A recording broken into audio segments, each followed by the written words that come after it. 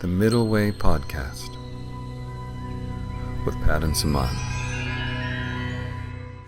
So just saying hello to everybody. We're just picking up with Dr. Jessica Rose, who we were in conversation with Professor Anna Blakeney just before. And we just wanted to continue the conversation a little further, and Dr. Rose has graciously agreed to give us a few more minutes for time. Thank you, Dr. Rose. Oh, you're welcome. It's fun to talk. So, very interesting conversation we had. We were mainly privileged to listen to the conversation between you and Dr. Blakeney. There's just so much there. I feel like that we just started sort of bit off a piece of it, but there's a lot more. Yeah, I didn't even get to the adverse events, which is kind of like the only reason I'm here. I don't know anything about mRNA. And that's really interesting, because the more and more we talked about the issue, it became clear that it's less about the medicine and more about politics right now. Because as we were talking, I was thinking about my lifelong experiences with vaccines. And I remember that, I've been vaccinated throughout my life, multiple vaccines from time to time. And I am a father of two kids. And, I remember that they got a bunch of vaccines as soon as they were born. And then a couple of years later, and then when they wanted to go to school, we were told that they can't go to school with other kids as long as, until they receive their vaccines. So they were vaccinated again. And I think this continues throughout our lives, and it has for maybe a couple of generations now. So people have been getting vaccinated, and they've been okay with the idea of getting vaccinated for the most part. But in this particular case, the issue that we're having is that we're being told that we have to do it now, and everybody has to do it immediately. So I think maybe that's where the issue is, the fact that we've been told, we haven't been given a choice, and the time frame is so strict. So I think that's where the problem seems to lie more than anything else. Yeah, when you get an email from your employer saying you have until November 9th to get injected or you're fired, I mean, we have a serious problem then.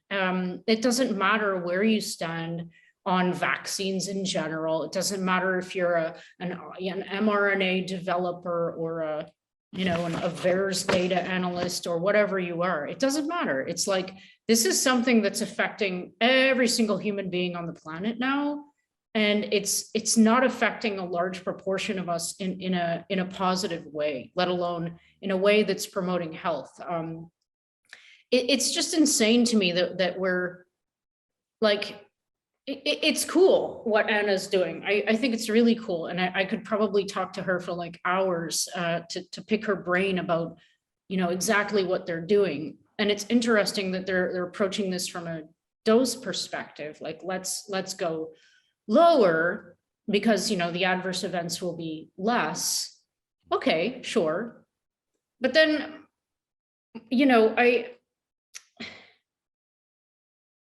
first of all, I start thinking about the clinical trials from Pfizer and Moderna right away. It's like, okay, one is 100 micrograms, the other one's 30, I think. And Pfizer is more highly associated with breakthrough infections. Pardon me. Moderna is apparently more highly associated with myocarditis. But why do we know that? We know it now because of the data that we're collecting after they injected half of the population. There's something wrong with that. There's something backwards about that. And I'm really glad that Anna said that they're doing all, the necessary, like actually using the appropriate biological protocol, like the development of a biological protocol, and taking the time to do it properly. Because I really just don't think that was done here. I mean, I one of my videos touches on this accelerated timeline that the phase 3, these products have been on, but I almost got the sense in both our interviews with Dr. Blakeney that the way that they're developing this generation of mRNAs is really the way it kind of should have been. I wouldn't say should have been done from the beginning, but maybe because it does take at least 18 months to, as the virologists and immunologists were saying at the beginning of the pandemic, to develop a really effective vaccine. It's like we're at that time place right now. We're at about 18 months. And they're developing this one, and it sounds like in a proper way. But maybe that first one, as we were saying last interview, for all the reasons discussed, was kind of rushed into being because they were concerned and so forth. And so I feel like when I speak to her and what she's telling us, I feel like, yeah, that sounds like it's being developed properly. It's safer, and it's much lower load of the mRNA. That's great. The question is just, and I feel like perhaps it puts perhaps doctors, scientists like her in an awkward position, because they've done it right. They're trying to do it right with this generation. And they see that there's this, social thing, this other political pressure we were talking about, with vaccine mandates and pressuring people, which is breeding mistrust when it's really not necessary. There's ivermectin as an option. There's a great mRNA coming. It's just, you can see the sort of social reasons and pressures, maybe the decisions that were made, but it just seems counterproductive somehow at this point. Completely. Yeah, I know. Well, I could beep, beep, beep, go way back and say, yeah, okay, I'm also fully vaccinated. And it's interesting she brought up yellow fever, because I also got yellow fever vaccinated when I was doing European travels. I didn't have to, it wasn't mandated. I did it because it would reduce my chances of dying from yellow fever. I did it for my health. I did it for myself. I did it by option. Here, do you want to do, like my doctor? I went to the doctor, every time you travel, to a certain place where certain things are endemic, you say, hey, what do you think about me getting vaccinated against that? You think that's a good idea? And they'll say, well, let me do some research and I'll get up to date and then I'll get back to you. They do their research and like, yeah, actually there's yellow fever close to where you're going to be. Maybe, you might want to think about doing that. Oh, I want to do it. I'm always first in line. That's how it should be. Mm-hmm. So again, this mandate stuff is total crap. I don't know how anyone in their right mind could think that this is, there's anything normal about this. And I get it. It's exactly what you said. It's been normalized. I didn't even know until she said it just now that it's at the university level in the States. I know that your kid can't go to school in the States unless they're fully injected from like birth, but I didn't know it was in the universities. That now makes a lot of sense to me, because it's like, well, you have to keep the normalization going. Because if one day, let's just hypothesize here, if one day you want to bring to the human population like a global mandate system, or like basically what they're doing now, they're trying to green passport every single human being in the context of COVID. How would you ever get the global population to go along with that? Well, you make it normal up until a certain point. If I was going to do that, that's how I would approach the problem. It's just an idea, but it's like it's No, I it's always true. think of it, I think of it from my point of view. It's like personally, I think my whole like brain structure has changed in the past 2 years. But if I was a mom and my kid couldn't go to school unless I injected them early on, I would just say, well, my kid's not going to school then. Like, that's not a choice. What are you talking about? My kid is like, he's perfectly healthy. And why would I want to do that? Anyway, I think my viewpoint on that is shifted. No, I agree. I think as soon as and the people I know that haven't vaccinated, or I mean, because most people I know have, but the ones that haven't, the more A few went along when the passport came out just because of work, or they maybe didn't, as I mentioned before, have a strong opinion. But the other ones, most of them, it's had the opposite effect, that the passport has made them more suspicious. Like, why Yeah. is this being done this way? So I think it just breeds that kind of mistrust, which is part of why Samana and I wanted to see if we could get you and Dr. Blakeney together to talk, because it's that kind of political pressure separates people into camps, and instead it of is. everyone talking and saying, well, yeah, how can we integrate a better approach? So, and that's actually, that was also going back to a question I had for you. I posed briefly in the last interview, but I'll say again, when we were talking about Israel, and you had mentioned most people have had 3 shots there. So they've had the 2 initial ones plus a booster. Mhm. So in the area and the question of side effects, I know when we talk to people, their questions or their concerns about side effects sometimes will come around to a booster. Like, in other words, will I need to keep taking boosters?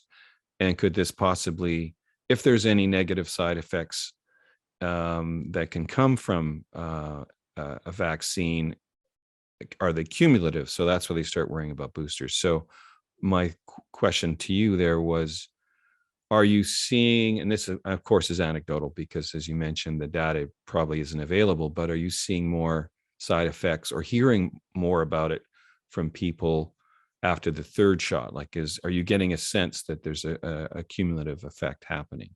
Well, it's a question that I can't answer well yet because I need more data. But what I can tell you is that in VAERS, which of course is the US, and there are people getting triple shots there, I suppose, but there's a secondary increase in the number of reports of adverse events happening now. So that could be because of a backlog. It could be because people who had 2 doses are starting to experience symptoms now, as a delayed effect, or it could be because the 3rd, punch is doing the final damage. We don't know yet. But my personal opinion on this is that the effects absolutely will be cumulative, because we see this in myocarditis. There's a 6-fold increase in reporting of myocarditis in boys aged 15 following the 2nd dose. So it's like damage done on first, like a small punch to the heart is how I see it. And then the second one is just it's over. Like, you have a 15-year-old kid who's perfectly healthy, who's all of a sudden got a heart condition for the rest of his life. So that to me looks like a dose effect, which may or may not be, equatable to a cumulative effect, but I dare say that it is. And I say it's spike protein related. The antibodies are attacking the embedded spike proteins in the myocardium. And so I wouldn't want to get another one, you know what I mean? And the other thing that's important to mention here is that it's becoming really clear from many cardiologists and physicians that if you have a pre-existing condition, an autoimmune condition, a heart condition, a neurological condition, which first of all would exclude you from the clinical trials, so you shouldn't be getting these things anyway, you should absolutely not participate in this experiment if you have a pre-existing condition, because what we're seeing is that the rates of cardiac events are through the roof, for example. So if you already have a problem with your heart, what do you think is going to happen? Something could happen. Let's put it that way. Mm-hmm. There's a probability that something bad is going to happen to you if you take this. So one of the things we're hearing about those types of reports too, or I guess part of the response sometimes when we've asked people about the myocarditis, for instance, those type of reactions, is, well, from folks that are part of the maybe more of the mRNA sort of program, it's like, well, it's mild, it passes. There's et no cetera, et such cetera. But mild what you said a moment ago was really interesting, which is, well, wait a minute. If you've had that, especially if you're a 15-year-old boy, as you're saying, an incidence like that is something that the heart marks, that it's not temporary, and there's no long-term effect. No, a myocarditis that occurs in a young person with no previous conditions that lands them in the hospital is not mild. We can't say that enough. I'm not saying that to you guys, I'm saying that to the world, because it's really annoying that people, public, officials are saying things like this. It's obnoxious. It's simply not true. Okay. And if there's a reaction of that severity, even if they don't end up in the hospital, the chances of it being something that they are dealing with to some extent, in some way, or leaves them more susceptible later in life. Yes. Right. I think, don't quote me on this, I'm not a cardiologist, but I think that these cells are non-replenishable. There's like certain brain cells, like certain heart cells, and some other cells that aren't replenishable. So once they get damaged, that's it. So I think that's also something to mention here. It's like, oh, well, it's only in a few people, and it's only, it's only going to affect you for the rest. I mean, I don't even understand the logic here, because we have to back up again and ask ourselves, why are we doing this? Okay, we don't want to get COVID. We don't want to get COVID so that we experience bad symptoms. Or some people don't want to give it to other people. Okay, that's your motivation. Okay, so if you don't want to get COVID, from me to you, keep your vitamin D levels up, because then your immune system is fully functioning. And I guarantee you won't have a bad time with COVID. If you have an existing condition, autoimmune, cardiac, neurological, of course, you have to be more careful. But because you have this condition, you're probably more aware and have a really good relationship with your doctor in the first place. So you should talk to them if they're well qualified and doing a good doctoring job to prepare yourself. And there are things that you can do to prepare yourself. Maybe you want to have some ivermectin on hand, for example. I know a lot of people who do. And so it's like, that's the whole thing. It's like, you can't get it here, though. no, I know. You It's can't. been here too, as soon as the data came in. So like, but there are other things, there are other ways, and there are other methods that we have to use. But the bottom line is, it's like, people have to get out of this trance of normalizing what's happening here. It's not normal, people. It's not normal. Segregating people into groups, vaxxed and unvaxxed, like, what is that? That's horror film stuff, you Yeah. know? But I It's think, horror it's film. interesting. So just as we were saying before, there's these two issues. There's the political issue, and then there's the health issue. And they've been married and mixed up. But just putting the political aside for a minute, and that sort of thing. When I've talked to friends that are double vaccinated, and we've talked about some of the adverse effect stuff, on the one hand, I want to reassure them. If possible, I don't want them to worry about having, I've taken one dose of the vaccine, they've taken two. So then we talk about booster shots in that subject. And that's where I think, because of your scientific background and what you study and looking at the data, I guess the question to you would be, what needs to happen to have data on the effect of those boosters, whether it's in Israel or North America? How do we know if there's a cumulative effect? Because this is where my double vaccinated friends are interested in knowing. Right, we have to do studies. For the people who want to participate, set up a real study, a double-blind, placebo-controlled trial, and you get informed consent. You allow people to make a choice, like, hey, I'm interested enough in this to get another shot, to be in the non-placebo group, in order for us to compare. And you have to have a lot of controls here. You should have unvaxxed, which they're terrified to do. You should have one dose, you should have two doses, you should have the three. Anyway, there have to be really thorough controls. But yeah, this is something that we need to look at. You can't just throw three, and I can't stand the fact that this is being called a booster either. It's like, from what I know, this is the thing that is supposed to prime you against this original alpha strain. So why the hell would anyone think it would work against the Delta strain or any variant that's going to come along in the future? Like, does anyone know? That's I try not to come down too hard on people, but like, do you even know what you're doing right now? This is, like I've said this so many times before, this isn't a pill with a half-life. This is an injection of genetic material that has so many question marks around it. No matter who you ask, you can ask anybody and nobody has a definitive answer surrounding these things scientifically.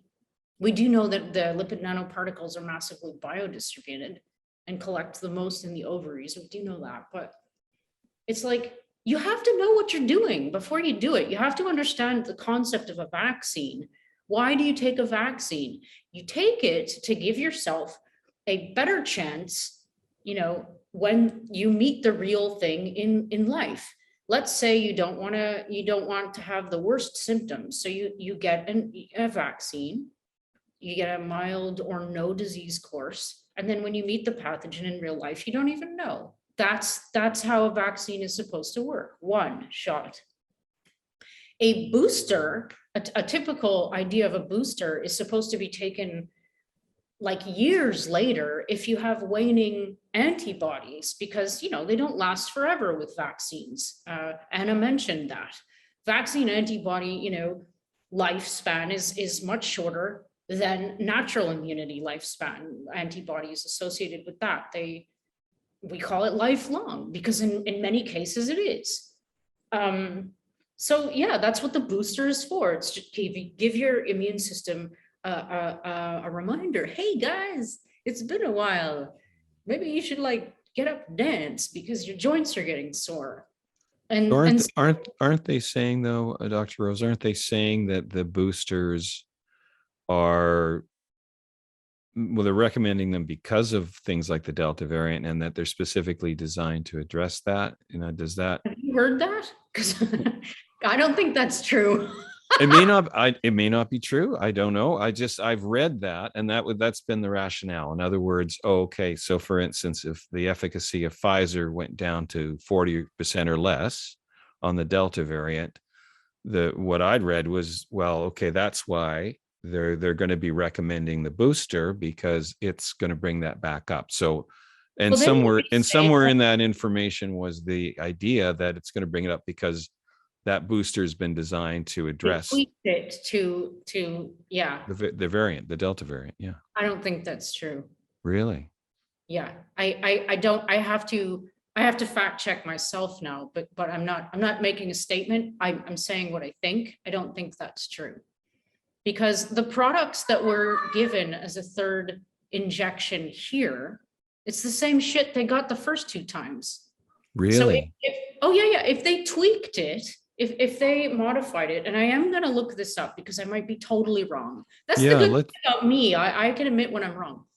So if that would be great. If we can, and for the next time we talk, it'd be great to find out, is there really a difference? Uh-oh. Oh my cat. Did you hear that? I heard something. You never made that sound before. Like a howling trying to be a dog. He's trying to be a dog. He sees a cat in the other window and he's like upset. Come on, go jump. Anyway, yeah. Simone, that's another one for the outtakes. Okay, yeah, I will do that because I could be wrong. Maybe they did tweak it. I seem to recall maybe I did see something about that, but if they did, yeah, I have to think about how they would. I mean, they'd have to be working with the Pfizer company, and they would have had to have like designed a new mRNA to encode a new spike protein. See, that would have been a great question for Dr. Blakeney. So I because haven't heard that. I haven't heard that. Even between the first 2 doses and even like news about the 3rd dose, I have not heard anything about the 3 doses being different. As far as I know, That's the only way it could be effective. Yeah. as far as I- I know, that- it's the same vaccine being injected 3 separate times. That's my understanding. That too. would be a great, but that would be a great question for Dr. Blakeney, because they're creating, that's a whole new mRNA, right? Much lower dosage of actual mRNA, and they've had the opportunity perhaps to address the variant with that one. So that would be a great Now, question. a question to Dr. Rose, the immunologist. Being injected 3 separate times with the same compound, with the same vaccine, what kind of effect does that have on the immune system? So what would happen if everything was normal? So you generate your antibody repertoire upon your body, your immune system meeting this new foreign protein, like chewed up and presented on antigen presenting cells for T cells and B cells. You generate specific antibodies for those specific antigenic epitopes. So they're little bits of like little strands of amino acids on this protein. So you're only going to have a limited repertoire of antibodies that are specifically aimed against those specific antigenic epitopes. So the idea is, of course, when you meet this huge, in contrast, virus, which with all these other proteins, this is what I think, your antibodies, which are in this small repertoire, are going to be binding the antigenic epitopes on the spike protein, but they're not going to have any knowledge of all these other proteins that the body is going to come into contact with. So it's going to be, in my opinion, maybe an inferior response. Because it's specific to the spike protein. Yeah, but the worst part is, because this is a targeted thing, instead of having like the polyclonal response that you would get if you met the antigen in real life and had a natural, disease course, is that you're undermining, when you inject and you stimulate these specific antibodies and T cells, you're undermining your innate immune system, which is very important. And you're also undermining the acquired, because you're not letting it do what it's supposed to do, which is generate this very broad spectrum response. So to follow through with the question, you have this little repertoire of antibodies. So, I mean, how many scenarios can we look at here? Let's say the person who got injection 1 didn't meet COVID. So they have these little antibodies coursing through their plasma, and they're going along, and let's say they didn't have an adverse event. So they got another injection. So what that's going to do is well, first of all, they have spike. We know now the spike protein sticks around, and it actually gets stuck to epithelial cells, which is why myocarditis is happening, by the way. This is also why we think we're seeing all these thrombotic events. So you have all this spike protein from the injection. Can you break that down a little bit just for the audience? When you say it's the protein is getting stuck to epithelial cells. So these are the cells that line everything. They're ubiquitous in humans. And epithelial cells are very ACE2 rich, which is the receptor, the binding receptor for spike. So these two things can stick together. You also can have. And there's a lot of those cells in the heart, for instance, you're saying, yeah. Okay. They're everywhere. And so is there any of the research showing that spike protein is actually associating itself with those cells in the heart, with those myocarditis reporting? That's what we think, and the data is coming in. Okay. Peter McCullough has come out and said, yes, that's what's happening. So he probably has access to like cardiological data that I don't have, but yeah, he's a pretty good authority on this. So the data's coming in on that. Like, yeah, it would be really nice to visualize this stuff. But if you have spike accumulating or sticking around, let's say, sticking around, stuck to epithelial cells, you have antibodies, which are specific to certain epitopes of the spike protein, and you inject more mRNA to encode the spike protein, you're going to get more of that. You're going to get more spike protein, more embedding, more distribution, and you're going to have an antibody response wake up. And then you're going to get what we call antibody antigen. Oh my gosh, I'm losing my words. Antigen antibody complexes. Sorry, it's almost 8:30. I'm losing my memory. I'm glad you remembered it, because I was going to take a stab at it and that would have been disastrous. So yeah, so antigen antibody complexes, which are just like when antibodies cling to their cognate antigen and then cling, and they make these clumps, which can cause all sorts of problems. And imagine those things are sticking to epithelial cells. Imagine like, you know, things trying to run through a capillary or something with all this crap clogging up. That's why we think we're seeing all these thrombotic events, just to let you guys know. That's also why I think this is cumulative. So you have all this junk going on and the body's, it's clearing stuff out, but let's say it's not clearing it out fast enough. This is really going to depend on your immune state, how much inflammation you have on the go, what your diet is like, whether you drink enough water. It's going to really depend on a lot of things. So imagine you inject yourself with another dose of the same shit. You're going to have that happen. You know, it's like, the way that I see it is like, how do I see it? I don't even know if I do see it. I visualize red blood cells like clumping over each other for some reason. But yeah, it's a weird one. But I know for myself, I don't know if I mentioned this in the earlier interview, but I had a really bad reaction to a vaccine. I mean, I mentioned some chest pains from the first dose of the mRNA I had, but previously, years before, I had a super bad reaction to a vaccine I was taking to travel to Asia.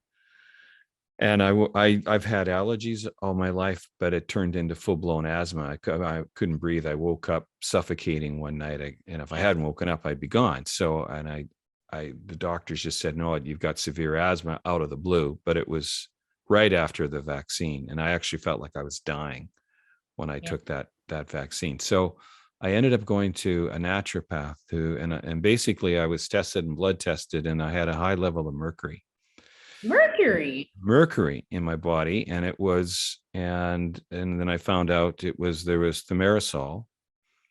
Yeah. It was the preservative in the vaccine. And so now that shit bioaccumulates. Exactly. And that's what the naturopath said. He said, well, look, he said, we've had it in our earlier vaccines when we were kids. So there's some accumulation. And he said, you got a good strong dose of it in that last vaccine you took to go to Asia, and your system just buckled. In other words, there is an example of a cumulative effect. Yeah. It was primed in some way. So, wow, that's wild. Yeah. So do you still suffer from asthma? Well, I slightly, but what happened is I got on a whole dietary thing, like a whole cleanse with this naturopath. And then we did chelation, and then he got me on chelation to get, and I didn't finish the full course. How did you do that? What did you use? It was taking a compound that the mercury molecules actually bind to in the blood. But I'm asking what that is. Do you remember what they used? I think DMSA or something like that. DMSO, yeah. So that was the one. They put DMSO into you? It was a tablet. Oh my God. Yeah. I think it sounds like the same thing, but anyway, it was DMSO. It is. Yeah. So it was a tablet, and it worked. I got a lot better. And now I have very, very, very, as long as I exercise, I'm fine. Like, I don't get asthma attacks or anything, but I was really bad until I did the chelation, until I went through that process. So, yeah, I'm looking so at dimethyl sulfoxide, which is DMSO. Can be taken by mouth, blah, blah, blah. I know it as a chelator, because we used to use it in the lab. ah. I pretty much think that that's what. But that was my experience with cumulative effect, I suppose. It's just like, wow, it just knocked me out. And I knew the moment the injection went into me, I just felt like, a plug had been pulled out of my body and all the energy drained out. I just felt like I was going to die. So somehow my system reacted to that. So I'm just coming back to the whole thing about booster shots with the current pandemic. And that's my concern for my friends is if, most of them sailed through, had maybe minor reactions to the second dose of the vaccine, but it's that third and fourth shot I'm worried about for them, just because I went through that already with this other experience I just related. Yeah. Did they use EDTA? Just curious, because that's another chelator. Which one, sorry? EDTA? Sounds familiar. Yeah. Yeah. Anyway, I'm just curious about that Yeah. stuff. It's new to me that these are, it shouldn't be, I'm pretty interested in detox.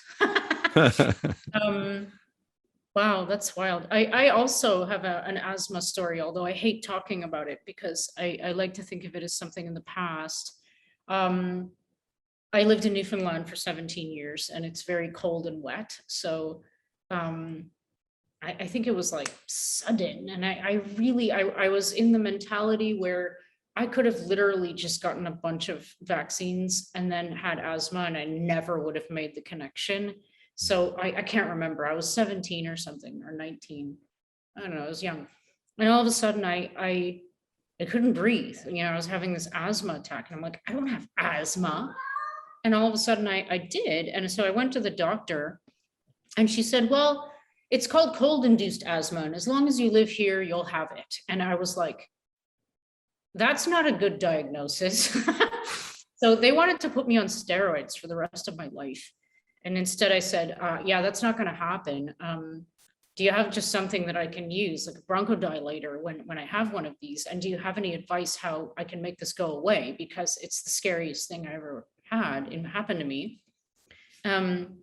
Anyway, so she was kind of right. Like as soon as I left Newfoundland, I never saw this thing again. I was a smoker for a long time too, by the way. You should know that, this stupid thing. But one day I'll smoke again. And so I had an unfortunate thing happen to me right in the middle of a surf session a few years ago, not few, like many years ago. I had an attack and I almost drowned just out of the blue. And so yeah, I had another lovely experience with a doctor who shouldn't have a license and tried to put me on steroids. And I'm like, there's no way in hell I'm doing that. And I said, you need to work with me here as a pulmonologist to help me come up with a solution that's going to work for me, where I don't have to inhale steroids all the time, because those things are addictive physiologically. Sounding like a flashback for me, because that's what I was hearing too. That was basically, you've got severe asthma. That's what the doctors were telling me. Forever. There's no Forever. Solution. You're going to need the steroids, the inhalers. And that's just the way it's going to be from now on. That's how I ended up at the Isn't that naturopaths. terrible? I mean, Yeah. That's bad doctoring, bad Yeah. pulmonologist. Yeah. And so yeah. So quick to just, Write a sentence sentence. you to the rest of your life. You're going to be tied to this thing. To the big pharma companies. Yeah. Yeah. So I said, listen, just give me the bloody prescription for a bronchodilator as a backup, because these can be very scary. And I'm going to deal with this on my own. And he laughed. He laughed at me. Wow. I went to him as a patient with a condition, looking for help. And he laughed at me when I said, I'm going to heal myself. And so the long story short is I did. I haven't seen nor heard tell of this thing for a long time. Did you do anything You said part of it maybe was leaving Newfoundland, but did you do anything else health-wise? The reason why it happened, it was very, very obvious. I lived in a crappy apartment that was very, very full of black mold. And this was before I knew that bleach, the chlorine gas, can induce asthma, and there's like a one-to-one link there. So I was literally throwing bottles of bleach all over the bathroom and inhaling bleach fumes like I didn't know, right? That's when it happened. And I made the connection pretty quickly. So I was like, okay, no more bleach, because I was a bleach freak. I was like, no more bleach in my life. I have to come up with alternatives like hydrogen peroxide or vinegar or something else. And I started a running regimen, like 5 minutes a day. I remember these days so well because it was really a regimen that I put myself on. I'm like, you're going to tackle this. And I was healthy anyway. It's just I wanted to get rid of this stupid like mast cell degranulation shit that was happening because of triggers. So yeah, removal of triggers is important, but I don't want it to happen even if I meet them. Mhm. So I forced myself to like expand my lungs a little bit more than I felt like I could. And it was really hard. It felt awful, but little by little by little, and it took months. But I started, it was like the 5th month, I think, when I was able to take this full, beautiful breath. I remember this day, and I just looked up into the universe and I said, that's the first full breath I've had in so long. And it was magic. It really was. And it was like, F you pulmonologist. And so I yeah, had this same reaction when I did the collation and got in shape, and it was like threw away the inhaler, yeah, and yeah, it was yeah. just I still like have mine, just in I case. mean I have a backup, but Yeah, as long as I stay in shape. It's weird what you're saying about the chlorine too. I started swimming in the pool at our place again. yeah, that cannot help. And every time I did that, I felt my body, my immune system, I could feel it. I started getting the sinuses and the respiratory thing. So I stopped, especially since I got the PSA count I was talking about before, a high PSA count in that last test. So I'm like, I got to remove everything that my body's telling me it doesn't like. So no more Very swimming. good work. That's what Yeah. everyone has to do. Listen to your body because it doesn't lie to you. And Yeah. it's really loud. It tells you, and you like most people, I think, just ignore it. They're too busy doing other things. But it's like if you're so like right on for you, pay attention to those like little signals. Cause yeah, I can't I work my last postdoc, we we had some bleach fiends because we have to clean our big Erlenmeyer flasks, which are full of bacteria. Like we don't need like gazillions doesn't like qualify here. It's like so many. So you have to rinse them out with bleach. But there are ways to do this so that the fumes don't get into the lab. So we had some bleach freaks that didn't realize that I was, I had to come up. I feel like I was coming up with this stupid like story about having this reaction which could kill me if I smelled bleach, because they all, they thought I was crazy. But I'm like, no, this is a real thing. And I have to, like, I can't be around if there's bleach fumes everywhere. It was a whole thing. It was 3 years of me being like the stop with the bleach. Do it in the hood or cover it right after you put it in, or like there are ways You to were minimize. the bleach Nazi. Yeah. Actually, we came up with a good method. They like I would do all the morning cleaning of the stuff, of the lab stuff, and then someone else would do the evening, and I wouldn't be there then. So it's like do the bleach when I'm not there. So we're all happy. Yeah. Yeah, I've got two practical questions about that relate to stuff we were talking before. One is on the subject of data studies and generating those around the boosters. Is there some way for you being in the field that can be encouraged? Is there some way to or for Yeah, us to look for what's. I'll ask my colleague Rafi. He's probably already doing this. I mean, he's really busy. He's a COVID doctor, so but he's on our side. So and by that I mean he's more interested in collecting data and presenting it, even if it's uncomfortable for the narrative people. That's what I mean by that. I shouldn't use those words though. We're all on the same side. This We're on the sucks. same side. Yeah. Yeah. Yeah. But I know what you mean in terms of, I mean, and that's where, as we were saying, I think bringing you and Dr. Blakeney together, and our hope is with other interviews is just, you know, as we talked about before, folks have been sort of arbitrarily put in these camps, but they're not. We're on the same side, like you're saying. And if we can get people talking about these sorts of things, whether it's getting that kind of data from your colleague or encouraging that kind of data on boosters and studies that really look at the cumulative effects, if there are, what they are, you know, and just, I mean, I even think that, you know, if in a perfect world, if we could put people like you and Dr. Blakeney together and other well-meaning scientists and individuals and say, okay, let's wipe away what's happened for the last 18 months and just design something now. You know, what would that look like? That would be wonderful. I think me and her would have different ideas though, because I mean that's what she does. She's probably like I don't actually know if she's like just someone in a lab or if she's got a company, like if they're actually designing, like I know there has to be some kind of company affiliation. So like if this is what she does, then she's probably not going to not promote it or want to stop doing it, even maybe even if there were some issues. But she was very open to ivermectin when we spoke to her originally, Yeah, and actually, more of a use all the tool approach and in an integrated approach. right. So I saw that too, and that made me really happy.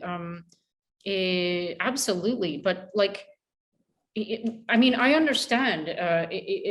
What somebody does is kind of like, you know, in their heart, and that's what they do.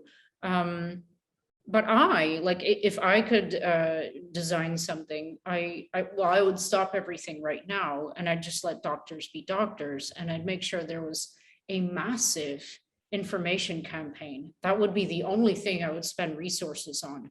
Here's the information that we have about COVID-19 from doctors on the ground who've been treating patients, real ones, not bureaucrats locked in rooms. These are amazing people who've put their own lives in jeopardy to help others because they took an oath to do so. This is what they think you should do. Here's the information. Here's the list of things that work. Here are the studies that show that they do. Here are the languages in your country that so you can read this stuff. I mean, just massive information campaign. And then the problem would go away. It's very interesting too, because my partner Kathy told me about a story that it was a video she saw. And as a woman whose father had been double vaccinated, he was past retirement age, older gentleman. So he had a breakthrough infection, ended up in hospital, was in really bad shape. He was sort of on his last legs. And so she had, this is his daughter, she had taken ivermectin into him in the hospital because she was allowed to visit. And she's telling the story on the video. And she basically had treated him with that. And I think there's some combination with the ivermectin that she'd heard about. He got better, consequently. And then she went to the doctors and said, this is what I did. Wow, what did they do? They weren't happy. Of course they weren't. Oh, boy. But she's apparently, you know, and I'm just telling this secondhand because my partner was telling me about the video. So if I got any part of it wrong, my apologies. But she was saying, Kathy was saying, is that what the woman did then is basically took literature that she had been reading to come up with this approach. You know, she took it to the ward that her father had been in and was giving it to the nurses and saying, you know, come on, you guys. So she was basically, you know, trying to say, look, let's educate, and there's other ways of approaching it. And so that's, I guess, part of what I was thinking is, I love what Dr. Blakeney is saying about this new generation of mRNAs. I know nurses that have told me about the COVID ward and that it's serious. To them, it's more than a flu, and they're seeing the kind of ravaging effect of severe COVID cases. So to them, it's real. The pandemic's real. But Oh, there's no doubt. But yeah, sorry. well, I was just going to say, so I love that there would be a newer, safer, better generation of mRNA. I love the Novavax. I love those options. And yeah, like we're talking about, but why not have a drug that's effective, especially when people are having breakthroughs and they're in rough shape.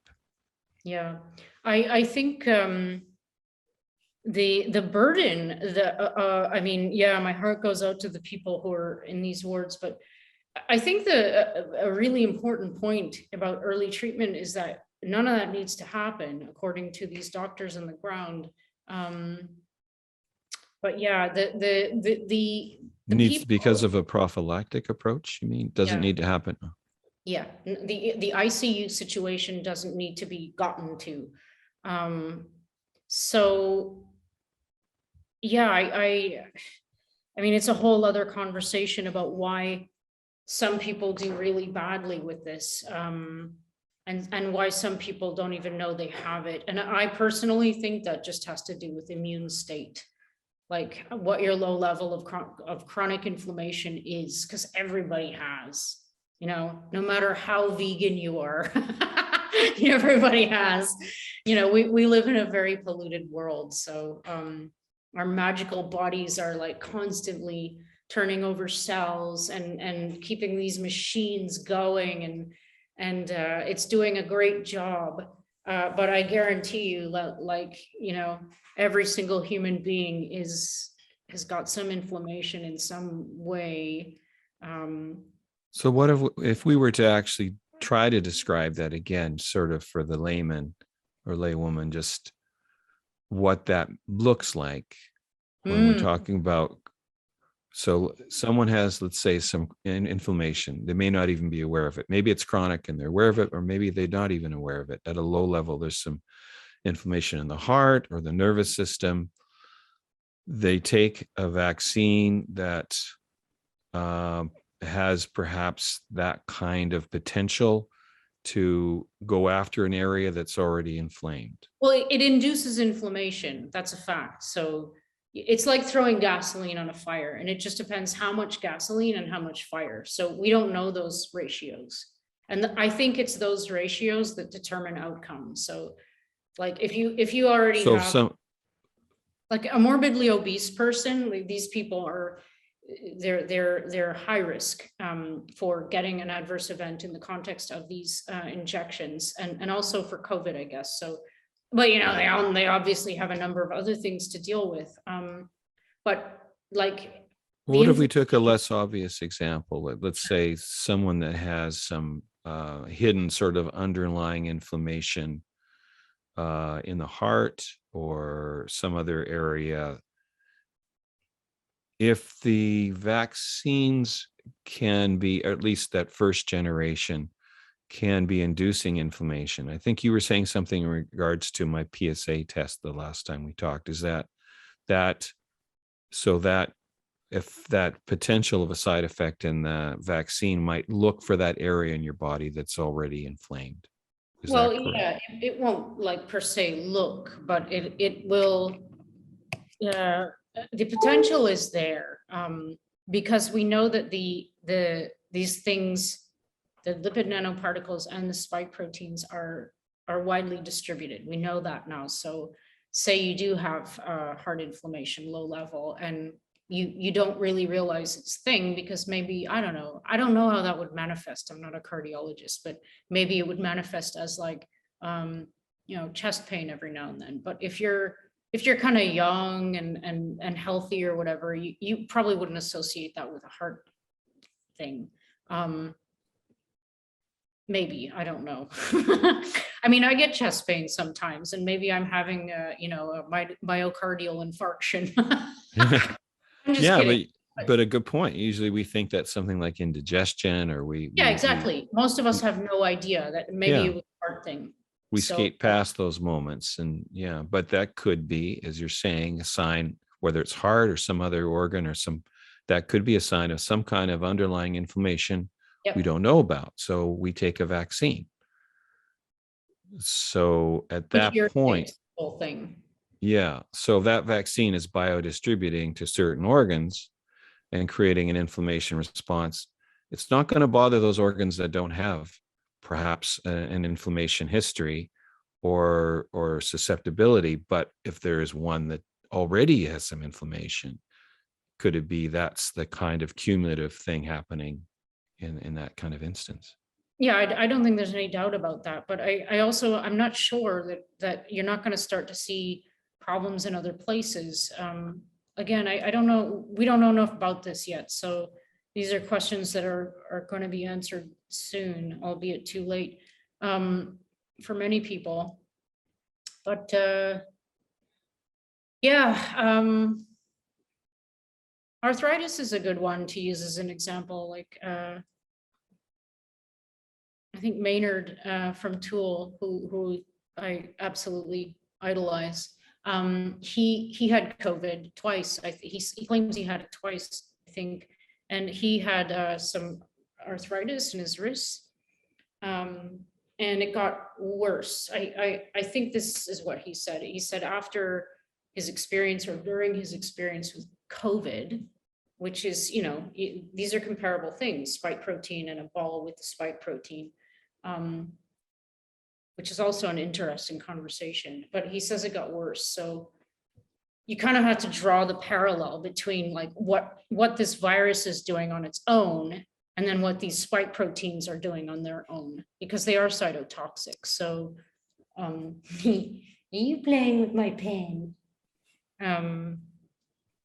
Yeah, I lost my thought. My cat has joined me again. I see. I saw that. Yes, very color coordinated too. Saman, did you have any questions or thoughts you wanted to? Well, to be honest, the conversation's been very interesting. I've just been following along and listening. It's fascinating, fascinating. No questions at this time, to be honest. No. So do I have any questions? do you have any questions? Yes. Or Mm. any other thoughts? I don't know.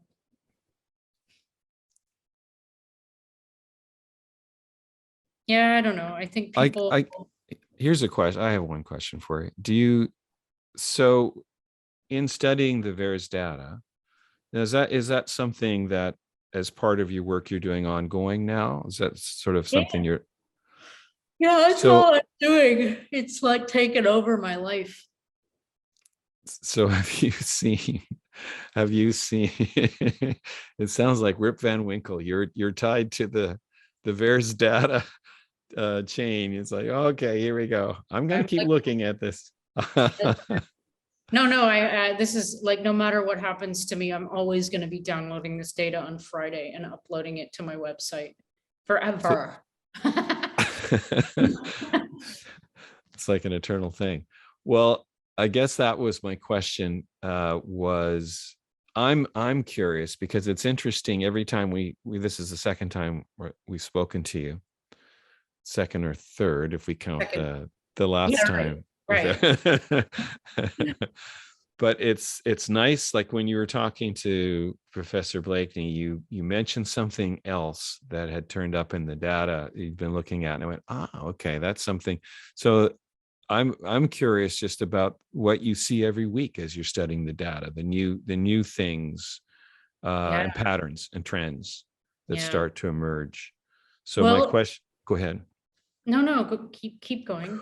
Well, I was just going to say, I'd love to hear, I think we'd love to hear about what you're seeing, like getting an update from time to time about new trends or new things, and theories that are coming out of the data you're seeing. And so even at this moment, if there's anything that you're seeing that you're finding particularly interesting or that would be great to hear about. I think our listeners would love to hear. Yeah, well, everyone can go to my website.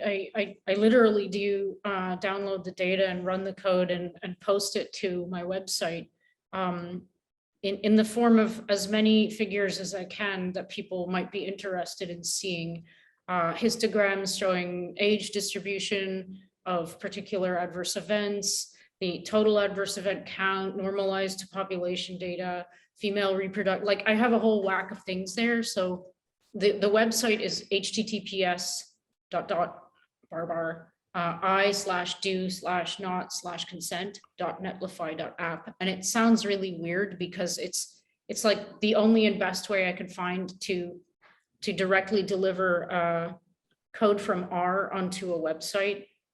So it's not pretty, but it's trustworthy. So it might look weird, but it's not, Well- it's not weird. So Well, our audience that are watching this are seeing the link on the screen because we put it up there for you oh, good, thanks. by the time they see Awesome. this.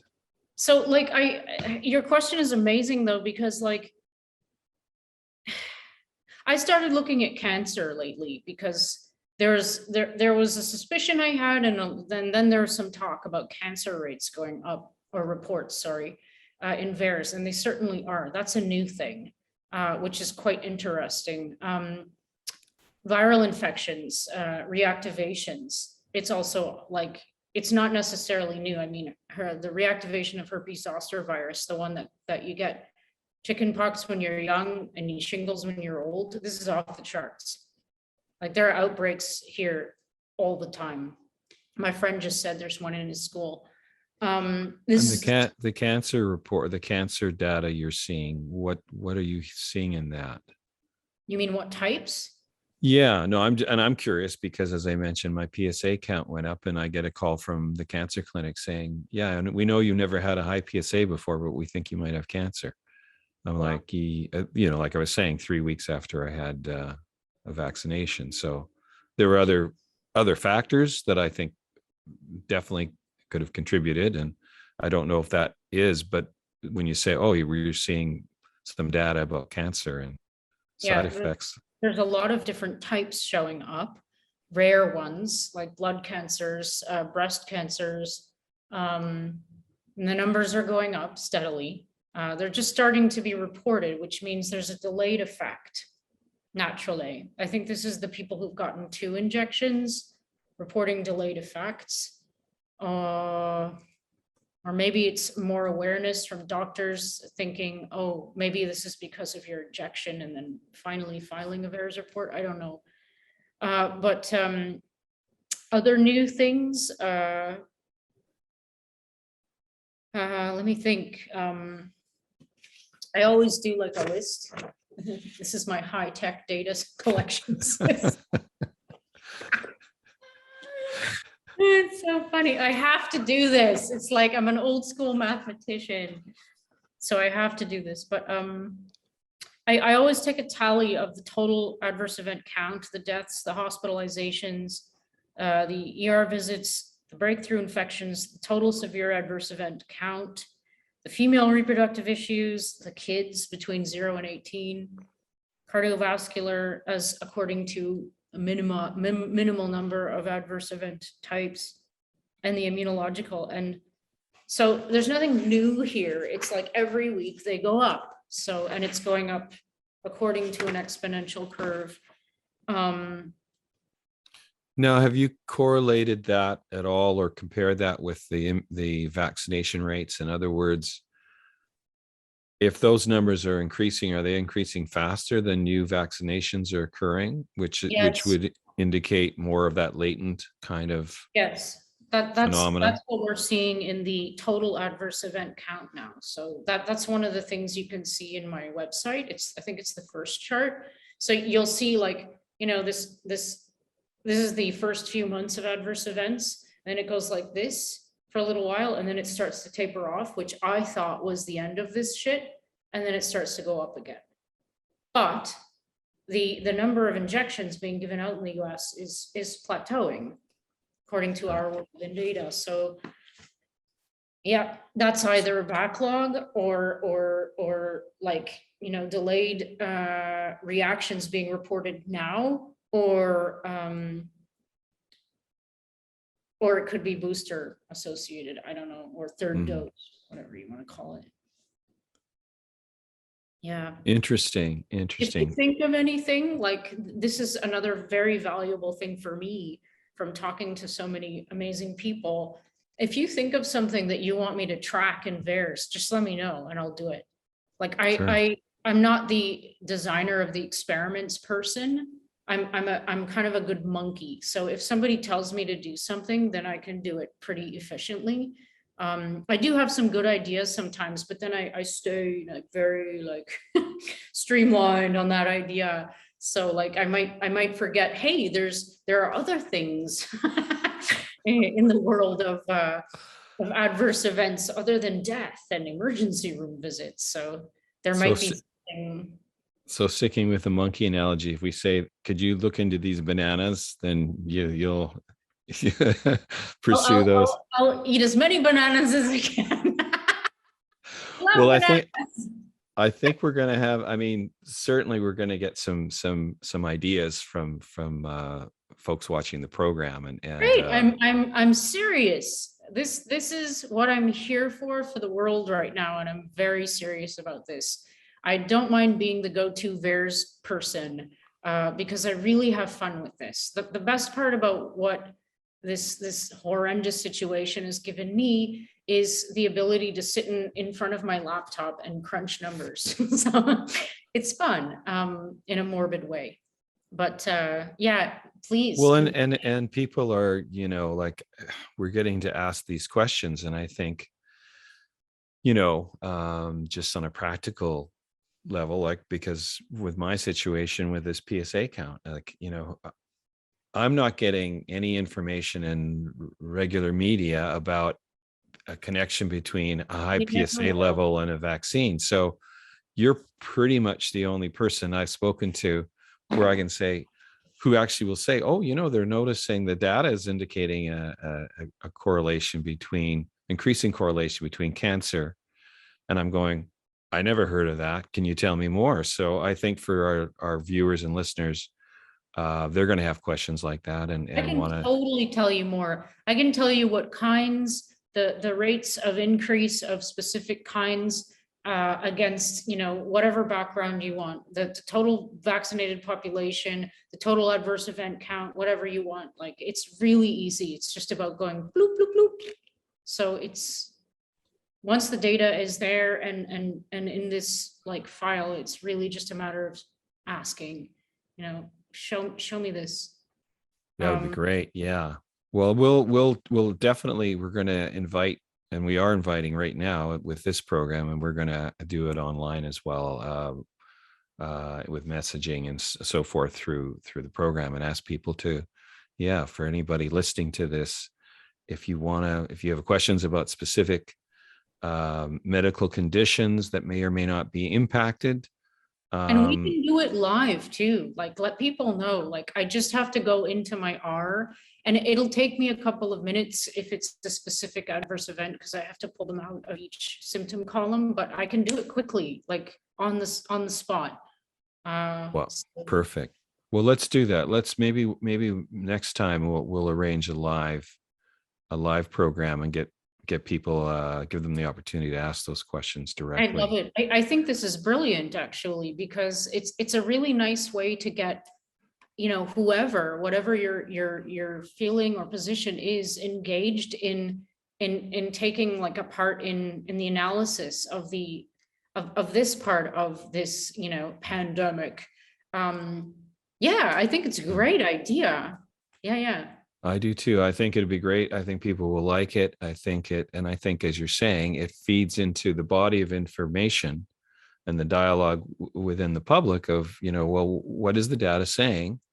And let's get informed, and let's get interactive with it.